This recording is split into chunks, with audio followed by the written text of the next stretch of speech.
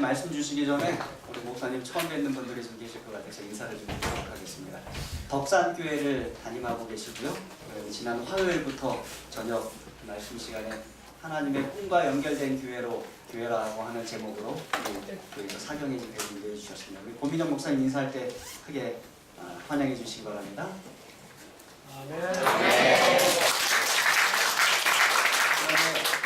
오랜만에 오신 분들이 계십니다. 우리 김화선 집사님하고 세빈이, 오랜만에 와서 여기 식당에 계신데, 김화선 집사님 힌트 계시나요? 네, 환영합니다. 집사님도 7회차 올해 교회를 출석하지 못하셨었습니다. 네, 또 다시 뵙게 돼서 참으로 반갑습니다. 그 다음에 우리 한영란 집사님 둘째 아들 신우죠? 네, 신우 잠깐 인사 좀 할까요? 네. 고민정 목사님이 중학교에 계실 때 같이 있고 해서 아마 목사님대로 같이 오신 것 같습니다. 환영하고 계속해서 이어지게 되길 간절히 바랍니다. 목사님 말씀 듣도록 하겠습니다.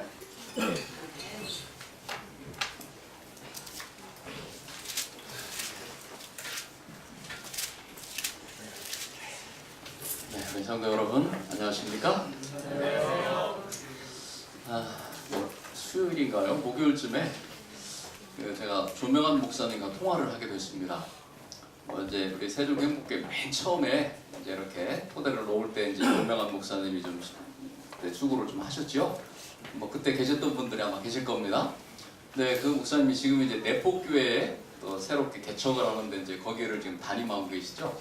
저랑은 뭐 고등학교 동창이라 옆에 입구에서 가끔 뭐 통화도 하고 이렇게 만나기도 합니다. 그래서 제가 세종행복교회 사경회를 간다고 지금 하고 있다고 이렇게 이야기를 했어요. 그랬더니 거기 좀 요즘 분위기가 어떠냐 이렇게 물어보더라고요.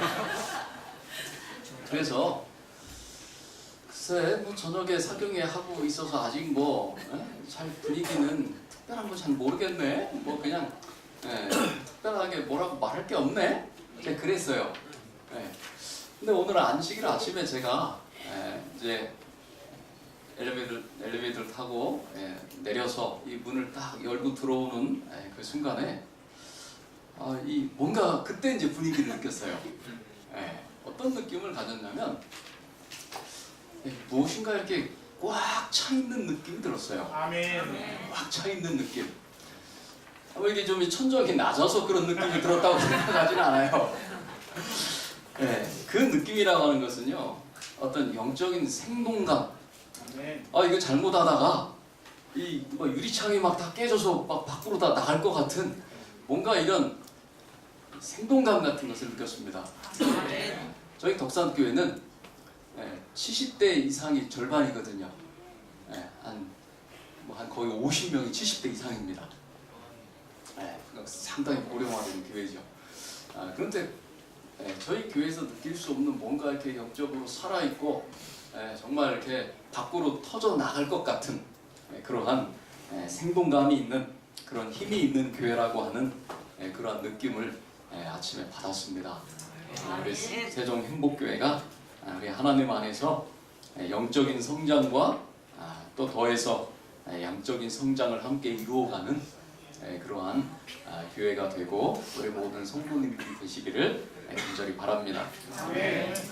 저는 이 시간에 이 말씀의 제목을 놓는 신앙 이렇게 정했습니다. 놓는 신앙. 주제 성경 말씀은 마태복음 22장 37절의 말씀입니다. 마태복음 22장 37절의 말씀을 제가 읽겠습니다. 예수께서 이르시되 내 마음을 다하고 목숨을 다하고 뜻을 다하여 주 너희 하나님을 사랑하라 하셨으니. 여러분 이게 뭔지 아십니까?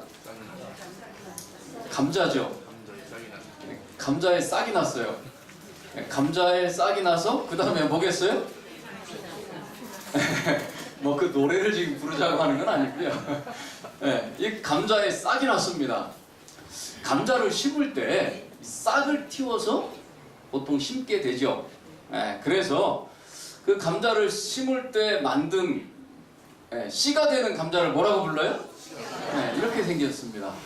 근데 이거는요, 감자를 심을 때 감자를 그 통째로 심지 않고 싹이 난 부분을 여러 조각으로 잘라서 그 싹이 난 그 부분을 심습니다. 그러니까 감자 하나를 여러 개로 잘라서 감자를 심게 됩니다. 이거는 뭘까요? 잘 아시네요. 생강입니다. 생강. 생강도 이만한 주먹만한 생강을 그냥 땅속에 묻어서 그렇게 심는 게 아니고요. 생강도 이렇게 잘라서 싹이 난 부분들을 땅에 이렇게 묻어서 심습니다. 자, 뭐 이거는 잘 아시겠죠? 마늘입니다. 마늘. 사실 저는 마늘을 잘 안 먹어요. 파도 잘 안 먹어요. 아예 안 먹는 건 아닌데, 특히 이제 이 사람들을 만나고 이렇게 이런 일을 하다 보니까 마늘이나 이 파를 먹고 이를 닦아도 혹시 냄새가 날까봐 언제부턴가 제가 의도적으로 잘 안 먹게 되더라고요. 그렇다고 제가 마늘이나 파를 아주 싫어해서 안 먹는 건 아닙니다. 그래서 이제 잘 안 먹게 되는데, 이 마늘도 심을 때 이 마늘 한 통을 가져다 그냥 땅에다가 이렇게 심지 않습니다. 그렇죠? 조각조각 나누어서 그렇게 심습니다. 자, 그런데 이렇게 심는 게 있는가 하면 이런 방법으로 심지 않는 것들도 있어요. 수박 같은 거 있죠. 이것은 씨를 이용하죠. 여러분, 수박의 씨가 한 통에 보통 한 8kg 뭐 이 정도 되는 수박 한 통에 씨가 몇 개 정도 있는 줄 아세요? 여러 개가 있죠. 여러 개가 있는데 100여 개. 그러면 나중에 이제 여름에 혹시 수박을 드시게 되면 한 통을 자르셔가지고 씨를 한번 발라내 보시기 바랍니다. 그러니까 그렇게 수박을 먹는데 몇 개인 줄은 그래도 대략은 알고 먹어야 되지 않겠어요? 이런 걸 꼭 세보는 사람이 있어요. 자, 근데 수박마다 다 다릅니다. 다른데 보통 500개에서 700개가 있고요. 보통 한 550개 내외의 씨가 들어있습니다. 생각보다 많죠? 올여름에 한번 시도해 보시기 바랍니다. 자, 뭐 딸기죠? 참 아주 먹음직스럽게 생겼습니다. 혹시 딸기는 씨가 어디 있는 줄 아시나요? 네, 여기 겉에 지금 오돌도돌하게 붙어 있죠. 저게 씨앗입니다. 씨예요. 그러면 딸기는 씨가 몇 개 들어 있을까요?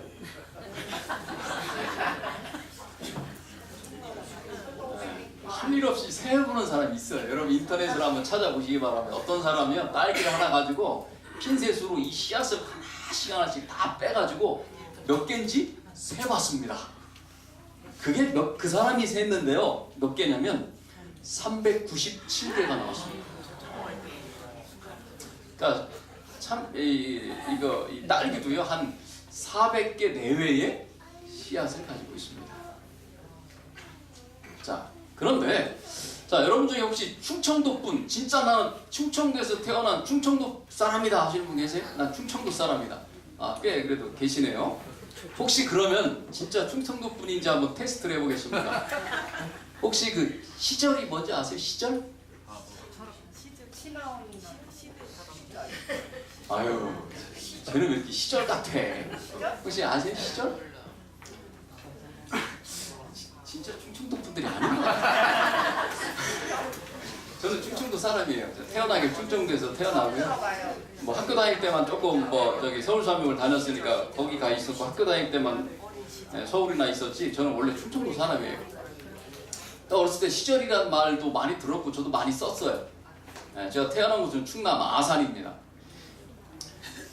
얼마 전에 이 서울에서 사시다 덕산교로 이사 오신 집사님이 계셔요. 근데 저희 교회 집사님들이 막 이야기하다가 아유, 그래요, 우리 하나님 믿는 사람 좀 시절 같아요, 막 이렇게 얘기하는데 갑자기 옆에서 듣고 있던 그 집사님 눈이 동그래져요. 이게 무슨 말인가 하는 눈빛이에요. 그래서 제가 설명을 해줬어요. 이 시절이라는 말은 이게 충청도 표준말인데 이건 약간 이렇게 좀 바보 같은 약간 좀 모자란 듯한 자 그런 걸 가리켜서 그냥 시절이다 이렇게 이야기합니다. 이 충청도 분이 많나 모르겠네. 네. 자, 이 말씀을 드린 것은요 한 가지 더 좀 여러분께 진짜 충청도 분이 좀 물어보려고 그래요. 자, 하나 뭐냐면요, 네, 막 이 감자라든지 아까 보여드린 씨가 있잖아요. 감자라든지 생강이라든지 마늘을 보통 우리가 심는다고 하잖아요. 그런데 심는다는 말 말고 또 다른 말을 씁니다. 뭐라고 그러죠? 마늘을? 감자를? 어디 나왔네요. 놓는다. 아, 진짜 충청도 분이에요. 그분 앞에서는 나 충청도 사람이 아주 맞아요. 진짜 충청도 분이에요. 우리가 보통은 뭐 씨앗을 가지고 땅에 심는다라고 하는데 그런데 감자를 놓는다, 마늘을 놓는다, 생강을 놓는다 이런 말을 씁니다. 언제 그 말을 쓰는가 생각을 해봤더니요, 많은 이 뭐 수박이나 이 딸기처럼 몇백 개 되는 그 중에 하나 씨를 심을 때는 놓는다는 말을 쓰지 않아요. 그냥 콩 심는다 뭐 이렇게 이야기합니다. 근데 보통 놓는다는 말을 쓸 때는 그 몸을 잘라내서 그 중에 일부를 땅에 심을 때 놓는다 이런 표현을 보통 사용한다는 것입니다. 그래서 감자를 놓는다, 생강을 놓는다, 마늘을 놓는다 이런 표현을 쓴다고 하는 것입니다. 자신의 일부를 나누어서 심을 때 사용하는 표현입니다. 자, 그렇다면요, 예수님께서는 이 땅에 오셔가지고 우리 인간을 구원해 주시기 위해서, 인류를 구원하시기 위해서 이 땅에 생명을 심으신 게 아니고 많은 생명 가운데 하나를 그저 이 땅에 주신 것이 아니고 그분께서는 인류를 구원하시기 위해서 생명을 놓으셨다는 것입니다. 그렇게 해서 오늘 우리가 생명을 얻게 되었어요. 오늘 우리가 하나님을 믿고 신앙하는 것은요, 심는 것이 아니고 놓는 것입니다. 하나님을 위해서 나 자신을 놓는 것이고 이웃을 위해서, 다른 사람을 위해서 나 자신을 놓는 것입니다. 이것이 오늘 우리가 해야 되는 신앙의 모습이라고 하는 것입니다. 그래서 오늘 저는 이 시간에 어떻게 우리가 놓는 신앙을 할 것인가, 거기에 대해서 좀 함께 말씀을 통해서 살펴보도록 하겠습니다. 마태복음 22장 35절부터 38절에 보면 한 율법사가 예수를 시험하여 물었다 이렇게 표현을 하고 있어요. 자, 예수님께 나와가지고 선생이요, 계명 중에 율법 중에 어떤 게 가장 큽니까? 이렇게 물어봤는데 그 앞에 보니까 한 율법사가 나와서 예수를 시험했다 이렇게 표현합니다. 그러면 뭐 어떤 게 계명이 큰지 뭐 이것을 물어본 건데 그것을 왜 시험했다고 표현했을까? 좀 생각을 해봤어요. 그랬더니 그 앞에 답이 있어요. 그 앞에는 어떤 이야기가 나오냐면요, 사두개인들이, 그들은 부활이 없다고 이야기하죠. 사두개인들이 예수님께 나와서 예수님을 시험합니다. 7형제가 있는데 첫째가 결혼했어요. 근데 죽었습니다. 그래서 그 유대인들의 어떤 풍습에 따라서 형사 취수제라 그러죠. 자녀가 없이 죽으면, 형이 죽으면 그 동생이 형수와 결혼을 해서 그 대를 이어주는 그런 하나의 어떤 전통이 있어요. 자, 하여튼간 유대인의 어떤 그런 관습에 따라서 둘째가 했는데 둘째도 죽고, 셋째가 했는데 셋째도 죽고, 일곱이 다 죽었어요. 그럼 예수님께서 이 땅에 오셔서 부활할 때 도대체 누구의 아내가 되는 겁니까? 이렇게 예수님께 질문을 했거든요. 그래서 예수님께서 뭐 너희가 하늘나라를 너희랑 똑같은 걸로 생각하는 거, 하늘나라는 시집가고 장가가고 이런 이 땅의 어떤 이런 제도로 운영되는 나라가 아니다, 뭐 그런 취지의 말씀하시죠.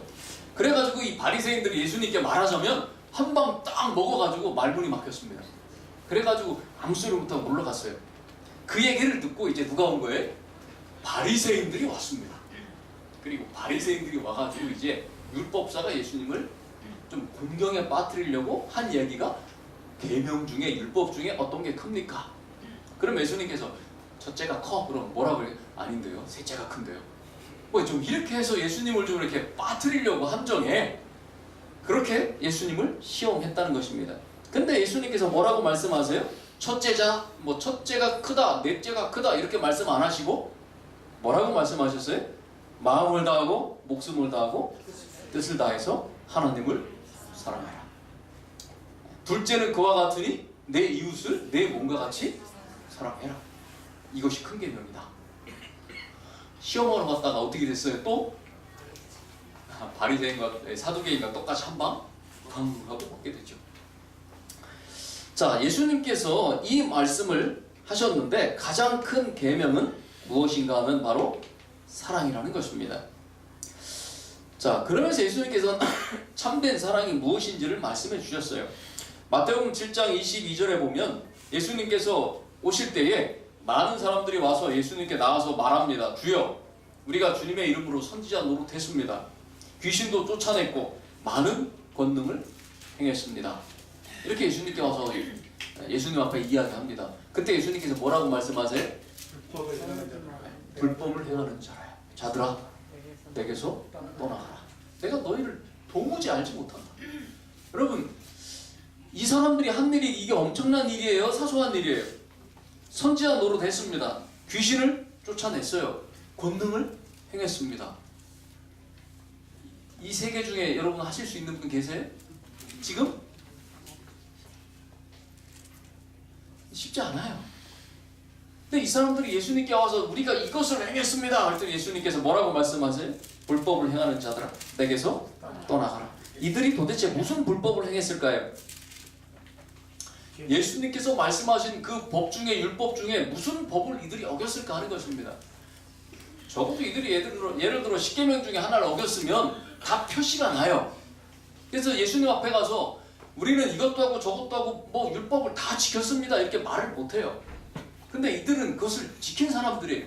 이것도 저것도 다 했어요. 그래서 예수님께 우리는 이렇게 했습니다 이렇게 했더니 예수님께서 불법을 행하는 자들아 그럽니다. 무슨 불법인가? 그것은요, 사랑의 법을 행하지 않은 불법이에요. 하나님의 말씀과 계명의 가장 중심인 예수님께서 마음을 다하고 목숨을 다하고 뜻을 다하고 내 몸처럼 하나님도 사랑하고 이웃을 사랑하라 말씀하셨는데 그 법을 행하지 않은 것입니다. 그 법을 행하지 않은 것은 하나님의 율법을 다 행하지 않은 것이죠. 왜? 가장 큰 게 그건데 그것을 행하지 않았으니 다 행하지 않은 것입니다. 그래서 예수님께서 내가 너희를 알지 못한다. 너희는 불법을 행했다. 이렇게 말씀을 하세요. 그것은 외형적이고 위선적인 신앙, 그런 것에 대한 예수님의 책망이었다고 하는 것입니다. 왜 예수님께서 이때 이런 말씀을 하셨느냐면 그때 당시 유대인들의 신앙이 그랬거든요. 야고보서 2장 15절과 16절에 보니까 형제나 자매가 헐벗고 먹을 게 없는데 뭐라고 해요? 병아리 가라, 덥게 하라, 배불러라 말만 한다는 거예요. 아이고 얼마나 힘들겠어, 좀 먹어, 이렇게 한다는 거예요. 춥지, 옷 좀 입어서 따뜻하게 살아, 이렇게 한다는 거예요. 거기까지 틀린 말 한 건 아니에요. 그렇죠? 잘못 말한 거 아니에요. 그러나 그들은 무엇을 하지 않았어요? 실제적으로 그 사랑의 실천을 하지 않았다는 것입니다. 야고보서 2장 17절에 그래서 예수님께서 이 하나님의 말씀 가운데 보면 야고보서 2장 17절에 이와 같이 행함이 없는 믿음은 그것은 죽은 것이다. 말로 하는 것은 죽은 것이라는 것입니다.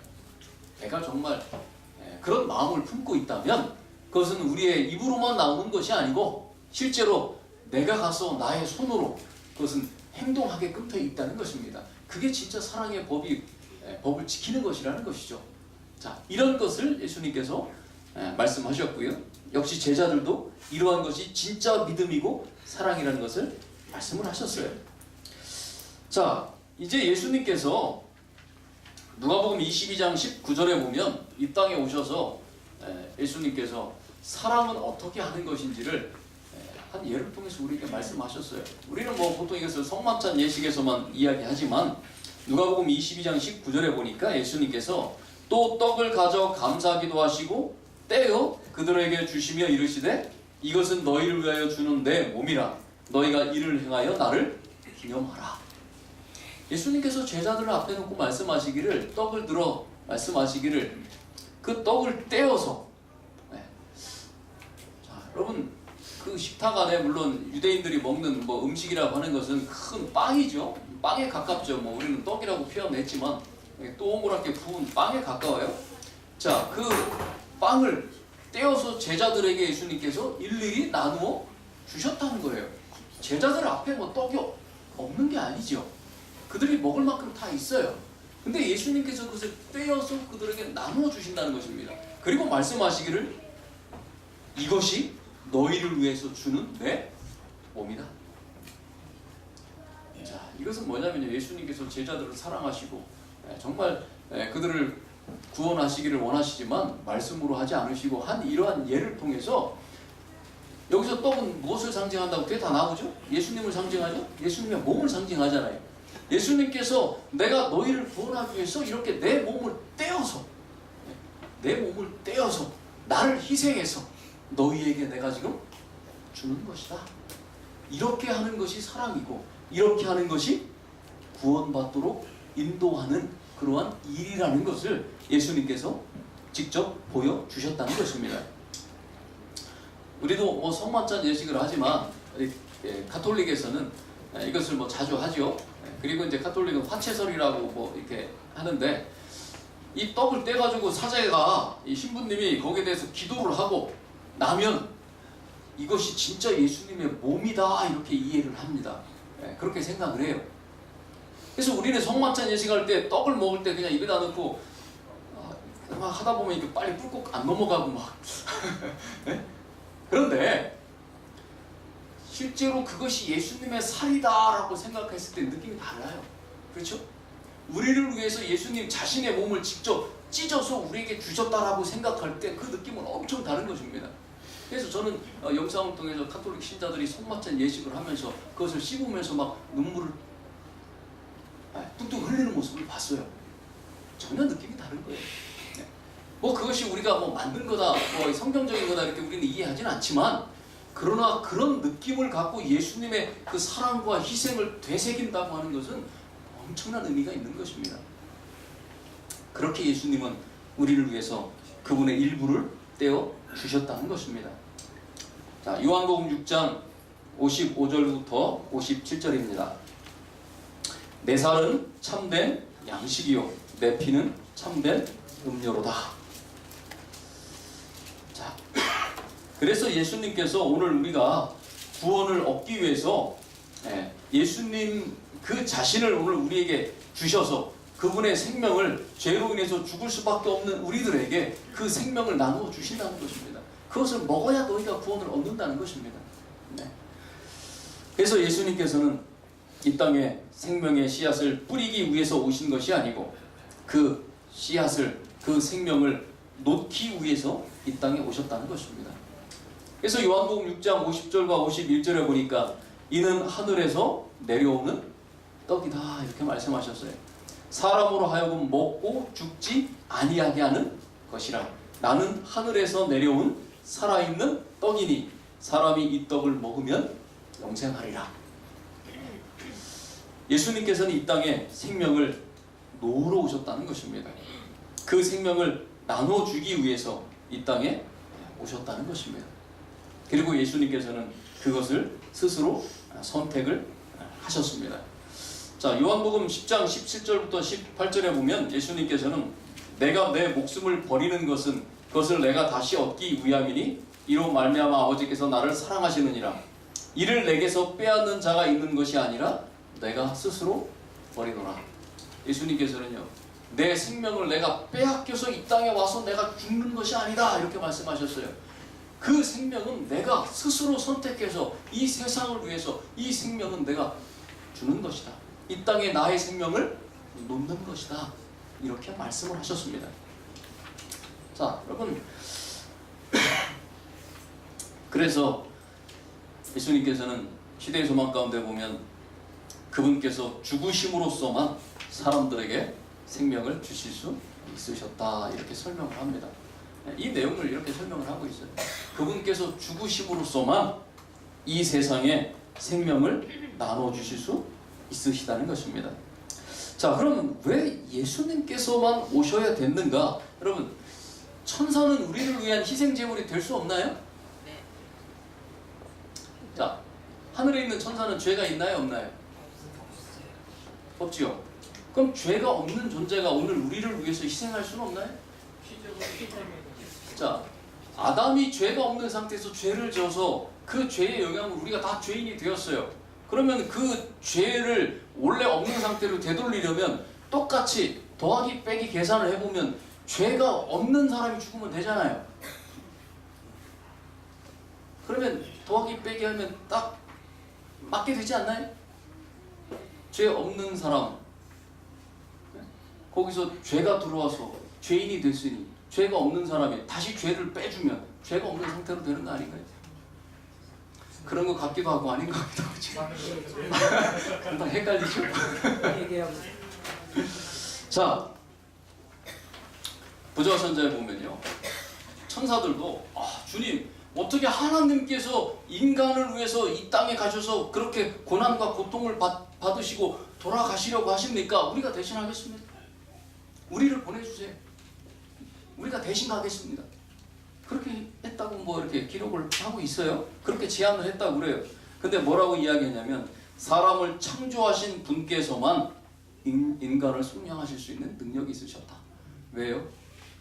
창조하신 분에게만 생명이 있기 때문에 그래요. 천사는 죄는 없지만 뭐는 못해요? 생명을 나눠주지는 못하는 거죠. 죄는 있지만 생명을 나눠줄 수는 없어요. 그 생명을 나눠줄 수 있는 분은 창조주 하나님이 가능하시다는 것이죠. 예수님께서 오셨어요. 그래서 주님께서는 이 땅에 오셔서 우리에게 생명을 나누어 주셨다고 하는 것입니다. 그런데 주님께서 이 땅에 오셨을 때 그분은 완전한 인간, 완전한 하나님으로 이 땅에 오셨어요. 그분은 삼위 하나님 중에 한 분으로 이 땅에 오셨습니다. 뭐 이것은 우리 이 상태에 대해서 우리가 좀 더 다른 공부가 더 필요한 부분이지만 어쨌든 우리가 가지고 있는 이해는 이래요. 그분은 완전한 인간으로 완전한 하나님으로 이 땅에 오셨습니다. 소개팅 하셨어요. 그래서 그분이 이 땅에 계실 동안 하나님 가운데 한 분이셨어요. 그러면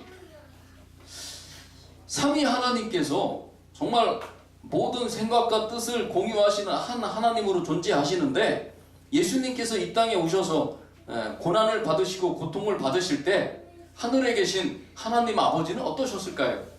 요한복음 10장 30절에 보면 나와 아버지는 하나이다 이렇게 말씀하셨어요.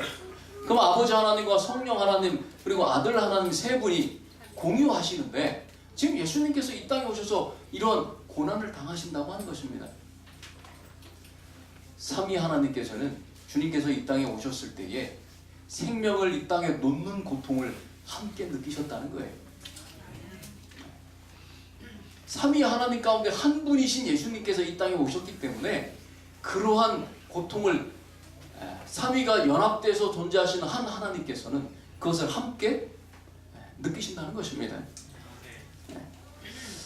그래서 살아남는 이들 가운데 보면 아버지 하나님께서는요, 예수님께서 이 땅에 오셔서 고통받고 돌아가시도록 그분께서 그 일에 찬성을 하셨고, 그 일을 예수님께서 하시도록 그렇게 의논하셨고, 그 일을 이제 예수님께서 하시게 되었습니다. 그러나 예수님께서 이 땅에서 고난 받으시는 그 장면을 하나님께서 참아 보실 수 없는 것입니다. 마치 나의 생명 일부를 쪼개가지고 찢어가지고 주는 것과 같은 똑같은 그러한 마음의 고통을 느끼셨다는 것입니다. 여러분, 예수님께서 이 땅에 오셔서 오늘 우리를 위해서 생명을 놓아주신 것이 쉽게 된 일이 아니에요. 때로는 우리가 이렇게 생각하죠. 하나님께서는 우리 인간을 초월하신 분이시니까 그분께서는 무엇이든지 아주 쉽게 하실 수 있으실 거다 이렇게 생각을 하죠. 그러나 하나님께서도 그렇게 쉽게 하실 수 없는 일이 있다는 것입니다. 초월하신 하나님도 고통을 느끼신다는 것입니다. 그래서 그분을 알기 위한 책에 보면요, 아들의 고통이 곧 아버지의 고통이 된다는 것입니다. 이 땅에서 예수님께서 고통을 받으실 때 하늘에 계신 하나님께서도 같은 고통을 느끼셨어요. 차마 보실 수 없어서 흑암으로 십자가를 가리셨다는 것입니다. 자, 이렇게 삼위 하나님의 그 생명이 예수님을 통해서 이 땅에 놓여지게 된 것입니다. 그리고 오늘 우리가 그 생명을 받게 된 것입니다. 그래서 오늘 우리는 예수님 안에서 생명을 받아서 구원을 얻을 수 있는 그러한 은혜를 누리게 되었다고 하는 것입니다. 이것이 오늘 예수님께서 오늘 우리를 위해서 보여주신 그분의 사랑이라는 것입니다. 자, 그래서 마태복음 22장 37절입니다. 예수께서 이르시되 마음을 다하고 목숨을 다하고 뜻을 다하고 그래서 주 너희 하나님을 사랑하라. 예수님께서 오늘 우리를 위해서 그렇게 하셨기 때문에 너희도 그렇게 하라는 것입니다. 내가 너희를 위해서 나의 생명을 자르고 찢어서 나눠준 것처럼, 그래서 이 땅에 생명을 놓은 것처럼 너희도 이제는 마음을 다해서 하나님을 그렇게 사랑하고 너의 일부를 사용해서 그것을 찢고 나누어 가지고 내 이웃을 사랑하고 그들에게 나가서 봉사하고 그렇게 그리스도의 사랑을 베풀므로써 예수님께서 오늘 우리에게 주신 그 영생의 그 생명을 너희도 함께 나누라고 오늘 우리에게 말씀하신 것이라는 것입니다. 주님께서 오늘 우리가 그렇게 살아가기를 원하시는 것입니다. 그래서 생명을 이 땅에 심으신 것이 아니고 그분의 생명을 이 땅에 놓으셨다는 것입니다. 구조와 선자해 보겠습니다. 이 본문은 여호와의 종들에 의하여 형식주의의 습관에 빠지고 은혜 베풀기를 잊어버릴 위험에 빠진 자들에게 반복되었다. 하나님을 사랑하고 이웃을 사랑하는 이 명령은요, 형식주의의 습관에 빠지고 은혜 베풀기를 잊어버릴 위험에 있는 자들에게 지속적으로 반복하시는 그러한 하나님의 말씀이라는 것입니다. 여러분, 오늘 우리가 마음을 다해서 하나님을 사랑할 뿐만 아니고 이웃에게도 오늘 우리의 마음을 다해서 목숨을 다해서 우리가 할 수 있는 것을 다해서 사랑하고 베푸는 그런 삶을 살아가시게 되기를 간절히 바랍니다. 당시 유대인들이 했던 이러한 신앙 습관, 이러한 어떤 형식적인 신앙, 이러한 것들을 오늘 우리가 다 버리고 이제 우리는 정말 마음을 다해서 주님께서 우리에게 말씀하신 그러한 신앙을 실천하실 수 있게 되기를 간절히 바랍니다. 이러한 사랑의 실천이 없이는 가장 고상한 신앙의 고백도 한갓 위선이 된다는 것입니다. 예수님께서 보여주신 그러한 사랑을 오늘 우리가 실천하지 않는 그러한 신앙은 그것은 위선에 불과하다, 이렇게 말하는 것입니다. 주님께서 왜 우리에게 이 땅에 오셔서 그분이 돌아가심으로 자신을 이 땅에 놓아주심으로 생명을 얻게 하셨는가? 그것은 우리에게 한 본을 보여주시기 위해서 그렇게 하셨다고 말합니다. 그분께서는 자신을 낮추시고 우리의 본성을 취하셨는데 그 이유는 우리가 그분을 배우고 그분의 자성과 극기의 삶을 본받아서 한 계단씩 하늘을 향해서 그분을 따라가도록 하기 위해서 그분께서 그러한 모범을 우리에게 보여주셨다고 하는 것입니다. 오늘 우리의 삶이 그러한 예수님의 본을 따라 살아가는 그러한 삶이 되시기를 간절히 바랍니다. 그래서 하루하루의 삶이 한 계단씩 한 계단씩 하늘을 향해서 더 나아가시는 그러한 삶이 되시기를 바랍니다. 예수님께서는 나의 구원을 위해서 그분의 생명을 놓으셨습니다. 그것은 사랑과 희생으로서 나의 구원을 이루신 것입니다. 이제 우리도 오늘 우리의 주변에 예수님께서 우리에게 생명을 놓으심으로 생명을 누린 것처럼 이제 오늘 우리가 그렇게 해줌으로써 하나님을 모르는 사람들이 하나님을 알게 됨으로 생명을 누리게 하는 그러한 놓음의 사역이 우리 앞에 놓여 있다는 것입니다. 오늘 우리의 삶이 예수님의 그러한 사랑과 헌신과 희생으로 엮어진 그러한 신앙의 삶을 살아가시게 되기를 간절히 바랍니다. 아멘. 우리가 해야 되는 신앙은 뿌리는 것이 아니고 놓는 것이라고 하는 것을 우리가 늘 기억하시고 나의 것을 때로는 포기하고 희생하고 그래서 그것을 통해서 사람들에게 놓아주는 신앙을 통해서 구원에 이르게 하시는 저와 우리 모든 성도님들이 되시기를 간절히 바라면서 오늘의 말씀을 마치겠습니다. 아멘.